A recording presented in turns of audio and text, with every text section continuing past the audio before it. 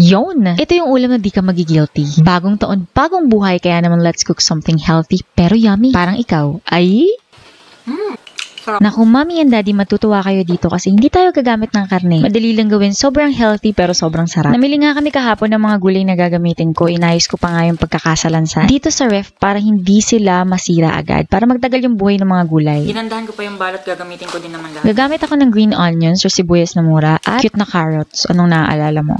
Uy. Kung mapapansin nyo, binabalot ko ng tissue tapos nilalagay ko sa closed container or sa ziploc bag para mas magtagal yung buhay ng gulay. Siyempre, hugasan lang natin lahat. Tapos, para complete meal to, maglalagay tayo ng protein. Gagamitin ko ay tokwa. Ito yung firm tofu para nahuhold niya yung kanyang shape. Kasi pag yung silk or soft tofu, magdudurog-durog siya. Mas marami kasi siyang water. I-drain and i-pat dry lang natin yan. Siguraduhin mo to yung mabuti para kumapit yung mga herbs and spices na ilalagay mo. Then, durug-durugin mo lang gaya ng pagdurog niya sa pagkatao mo. Uy. Maglalagay din ako nitong vermicelli noodles. O diba? Complete meal na talaga. May vegetable, protein, and carbohydrates. Glow, grow, and go. Kaya pwede mo ding ipambaon. I'll just soak my vermicelli noodles in hot water para lumambot at maisama ko na sa mixture ko mamaya.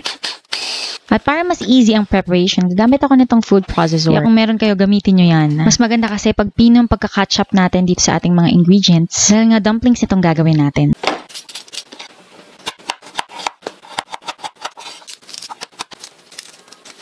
Hindi mo buksan, be. Yan. Patitiin mo na, be. Ay, isang slice, isang hindi. What are you waiting for? Love me like you do. I'll just put all the ingredients in the food processor na kailangan kong i-mince and syempre yung kasya sa food processor ko. Complete list of ingredients pinopost ko sa description box or sa comment section. I will cook my dumpling fillings kahit walang meat para mas madaling i-season and para sure na luto na yung loob kahit iboboil ko or i-steam ko lang. Ihulog na natin yung ating vegetables, green onions, cilantro, and carrots, and mushrooms. Yes, mushrooms are classified as vegetables but technically they are not plants but part of the kingdom called fungi. Yon. Siyempre, binasa lang natin yan sa Google. Basta lutuin lang natin yan lahat, pati yung tokwa, ilagay na natin yan. And then, lagyan lang natin ng mga pampalasa. Pepper, salt, oyster sauce, soy sauce, Sesame oil, half of cilantro and green onions, cornstarch to bind the ingredients. Transfer to a bowl and add the rest of the ingredients yung hindi mo na kailangang lutuin. Nagtira ako ng cilantro at ng green onions for the dipping sauce. Vermicelli noodles na pinutol-putol natin kanina para mas maliliit. Konting sesame seeds, sesame oil, vinegar, mekos-mekos. and pwede mong tikman kung nakukulangan ka pa sa lasa. Next is the mala or dumpling wrapper. Pwede nyo gamitin kahit alin dyan. Make sure na i-thaw nyo muna bago gamitin para hindi siya magpilas-pilas. Kaya naman dito sa mala wrapper na nabili ko maraming cornstarch na nakabudbod kaya hindi siya nagdidikit-dikit. Marami namang paraan ng pagbabalot pero kung anong gusto nyo at kung saan kayo komportable gawin nyo yan. Ang ginagawa ko bago ako maglagay ng filling sa gitna, babasain ko lang yung 2 perpendicular sides. Fold it like a triangle and then press the sides para magdikit. Then, itulak nyo lang sa gitna yung bottom part para tumiklop siya. And pagdikitin nyo yung dalawang dulo gamit ang water. Nice! 4 molar wrapper left. Sa wakas, matatapos na din. Cute! Last 3. Palo sa puwet. And then fold. Yes, sir! Nagbalot din ako ng parang siomai style. Dami-dami na din ako nagawa, mga 42 pieces. Kasama na yung binalot ko sa nori sheets kasi nga may natira pa akong fillings para hindi masayang. Uy, malaglag ka.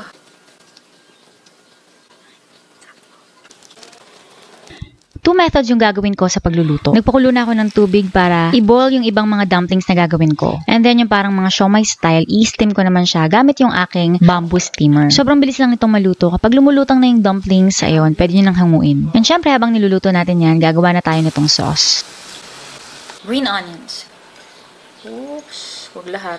Pang-garnish yung iba. Kuha din tayo dito. Ito yung food processor natin kaninang green onions and cilantro.